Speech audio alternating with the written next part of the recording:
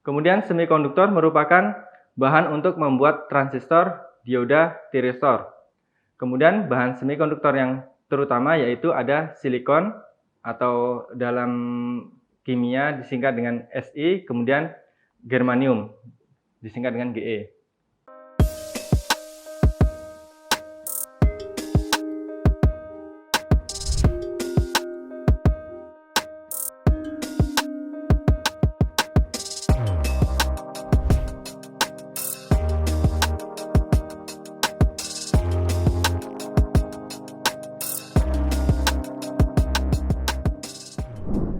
Baik, Assalamualaikum warahmatullahi wabarakatuh. Selamat datang di kanal YouTube Kuliah Teknokrat bersama saya Tri Susanto. Pada pertemuan ini kita akan membahas bahan semikonduktor. Baik, yang pertama itu ada tipe material. Jadi material itu dibagi menjadi 3 jenis. Yang pertama ada isolator, kedua konduktor, dan yang ketiga semikonduktor. Isolator itu bahan yang memiliki konduktivitas rendah, resistivitas tinggi, sulit menghantarkan listrik. Contohnya itu ada gelas, keramik, dan plastik. Kemudian yang kedua ada bahan konduktor. Bahan konduktor ini memiliki konduktivitas tinggi, resistivitas rendah, mudah menghantarkan listrik. Contohnya itu tembaga, emas, dan perak. Yang ketiga bahan semikonduktor. Bahan ini memiliki konduktivitas tinggi, resistivitas, kemudian dapat diatur, dapat bersifat sebagai konduktor maupun isolator, tergantung kepada suhu yang ada pada bahan tersebut. Kemudian semikonduktor merupakan bahan untuk membuat transistor, dioda, tiristor. Kemudian bahan semikonduktor yang terutama yaitu ada silikon atau dalam kimia disingkat dengan Si, kemudian germanium disingkat dengan Ge. Oke, sekarang bisa dilihat pada layar ada simulasi tentang bahan isolator. Di situ yang titik merah sebagai pusat inti dari elektron, kemudian ada yang mengitarinya itu sebagai elektron yang mengelilingi inti daripada atom tersebut. Pada material isolator, elektron terikat dengan kuat sehingga dibutuhkan energi yang besar untuk melepaskan dari orbitnya. Jadi untuk melepaskan bahan isolator ini memerlukan energi yang sangat tinggi agar elektron bisa terlepas dari inti atom tersebut. Oleh karena itu isolator menjadi bahan yang sangat buruk dalam menghantarkan listrik. Kemudian bahan konduktor. Bisa dilihat pada gambar. Di situ ada sebuah atom dan dengan inti merah dan dengan elektron yang mengitarinya. Di situ ada satu buah elektron yang bergerak mengitari inti atom. Material konduktor memiliki elektron yang tidak terikat kuat pada orbitnya. Energi yang kecil dapat membuat elektron tersebut terlepas berpindah dari satu atom ke atom yang lain. Oleh karena itu, bahan konduktor menjadi bahan yang sangat baik dalam menghantarkan arus. Kemudian material semikonduktor. Nah, di sini pada gambar terlihat ada tabel periodik. Di situ ada golongan 1A, golongan 2A, kemudian golongan 3B, 4B, 5B, 6B, 7B, 8B. Kemudian ada 1B agak di sebelah kanan dan 2B. Kemudian lanjut ke golongan 3A, 4A, 5A, 6A, 7A, dan 8A. Nah, bahan semikonduktor, misalnya silikon dan germanium itu terletak pada golongan 6A. Di situ ada Si dengan nomor atom 14 dan ada germanium dengan nomor atom 32. Oke, di sini ada silikon kristal. Silikon mempunyai 4 elektron valensi pada kulit terluar. Terlihat pada gambar. Ada inti atom dan dikelilingi dengan 4 buah elektron yang mengitarinya. Pada kristal atom, silikon terikat secara kovalen dengan atom yang berdekatan. Setiap atom silikon membagi 4 elektron valensinya dengan 4 atom yang berdekatan, sehingga silikon mempunyai 8 elektron pada orbit terluarnya. Bisa dilihat pada simulasi.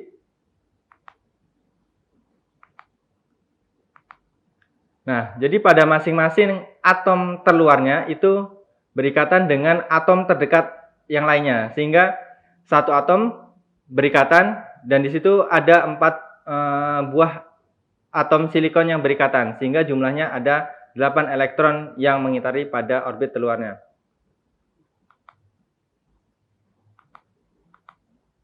Kemudian elektron bebas. Pada temperatur mutlak tidak ada elektron bebas dalam silikon kristal. Silikon bersifat insulator. Jadi pada temperatur yang mutlak tidak ada elektron bebas yang mengitari silikon kristal.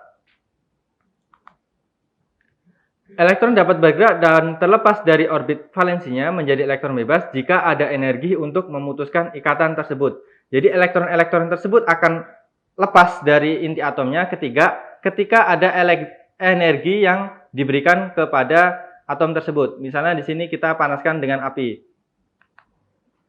Maka elektron tersebut akan bergerak dengan bebas. Terlepasnya elektron valensi akan meninggalkan kekosongan pada orbit valensi. Kekosongan tersebut disebut dengan hole atau lubang. Nah, di situ terlihat adanya lubang yang ditinggalkan oleh elektron valensi yang bergerak bebas. Lubang bersifat seperti muatan positif karena akan menarik dan menangkap elektron bebas. Apabila suatu elektron mendekati lubang dan tertarik ke dalamnya, maka terjadi yang disebut rekombinasi. Kemudian penambahan panas. Panas yang bertambah akan memperbanyak elektron bebas dan lubang yang ditinggalkan.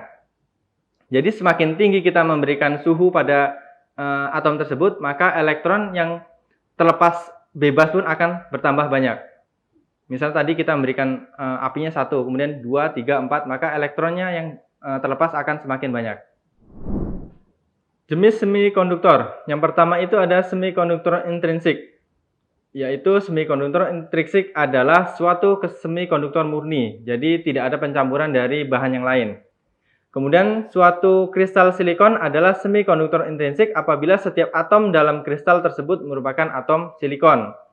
Kemudian semikonduktor ekstrinsik. Oke, semikonduktor intrinsik. Jika kristal silikon ditempatkan di antara plat metalik yang bermuatan, elektron akan bertolak dan bergerak dari kanan ke kiri. Bisa dilihat pada gambar. Elektron bebas akan meninggalkan lubang yang kemudian akan terisi oleh elektron valensi lain yang tertarik ke dalam lubang. Jadi, ketika tadi ada elektron yang bergerak dari kanan ke kiri, maka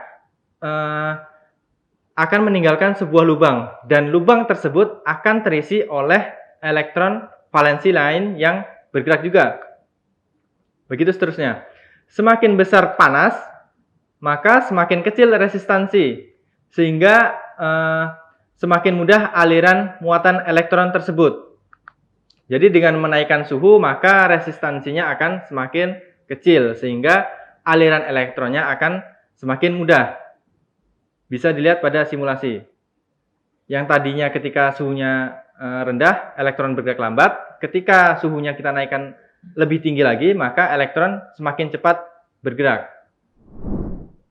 Oke, aliran elektron dan lubang. Elektron bebas bergerak dari kanan ke kiri, sedangkan lubang dari kiri ke kanan. Jadi berkebalikannya antara elektron bebas dengan lubang yang ditinggalkan. Oleh karena itu, jika ada elektron yang bergerak kan meninggalkan lubang.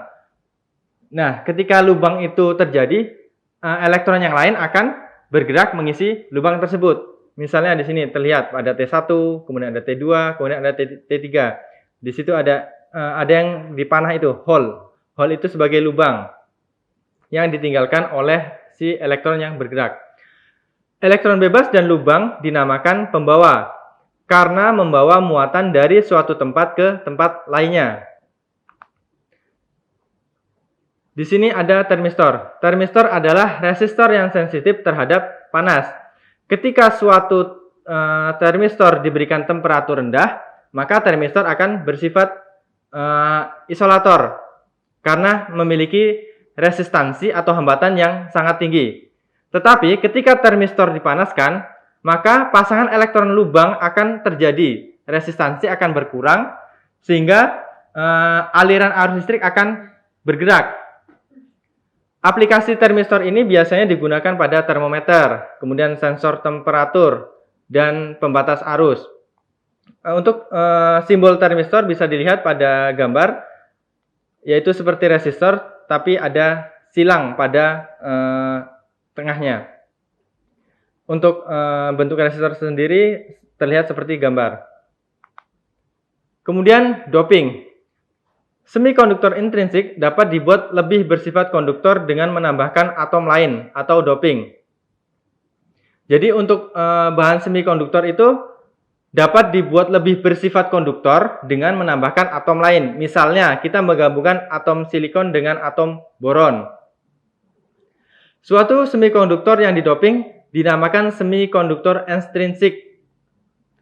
Jadi penggabungan antara atom silikon dengan atom boron tersebut membuat semikonduktor itu menjadi semikonduktor ekstrinsik. Atau bisa juga dilihat pada gambar, di situ ada atom silikon dengan atom fosforus. Kemudian menambahkan elektron bebas. Menambah jumlah elektron bebas, yang pertama menambahkan atom pentavalen, yaitu atom yang memiliki 5 elektron bebas pada orbit valensinya. Jadi orbit valensi yaitu 5 elektron terluar dari sebuah atom. Kemudian atom pentavalen misalnya ada atom arsenik, atom antimoni, dan atom fosforus. Atom pentavalen akan memberikan atau mendonorkan sebuah elektron bebas kepada atom silikon. Jadi 5 atom terluar daripada atom pentavalen tersebut akan diberikan ke si atom silikon. Pemberian atom tersebut menyebabkan si atom silikon menjadi lebih bersifat konduktor. Kemudian atom fosforus. Atom fosforus mempunyai 15 buah proton dan 15 buah elektron.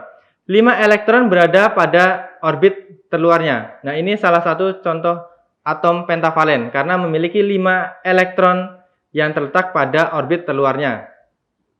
Nah, di sini atom silikon memiliki 4 buah atom terluar. Terlihat pada gambar.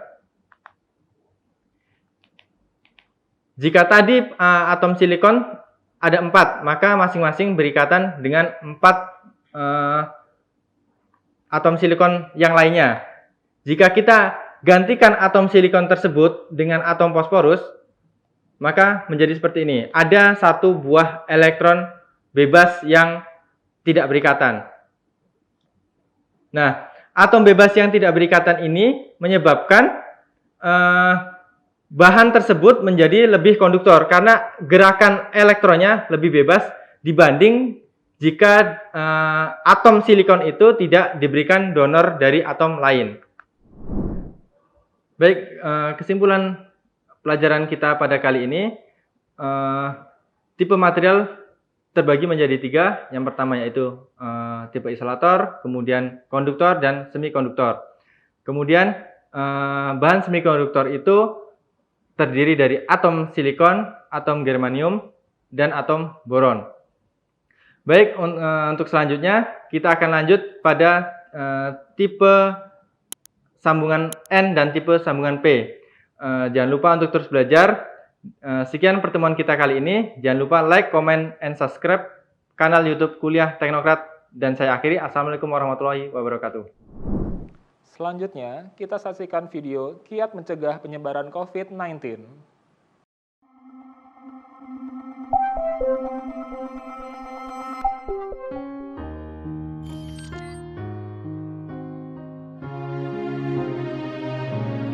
Assalamualaikum warahmatullahi wabarakatuh. Pertumbuhan penderita COVID-19 di 2021 ini semakin meningkat. Tentunya ini tidak hanya berdampak terhadap kesehatan kita, tapi juga berdampak terhadap perekonomian Indonesia. Oleh karena itu, marilah bersama-sama kita memperjuangkan melawan COVID-19 ini. Protokol kesehatan tetap wajib kita laksanakan, walaupun telah divaksinasi. Mari kita melaksanakan 5M. Memakai masker, mencuci tangan, menjaga jarak, mengurangi mobilitas. dan menjauhi kerumunan. Marilah kita kembalikan kejayaan Indonesia ini dengan kesehatan dan pertumbuhan ekonomi yang semakin baik dengan bersama-sama kita melawan virus COVID-19 ini. Assalamualaikum warahmatullahi wabarakatuh.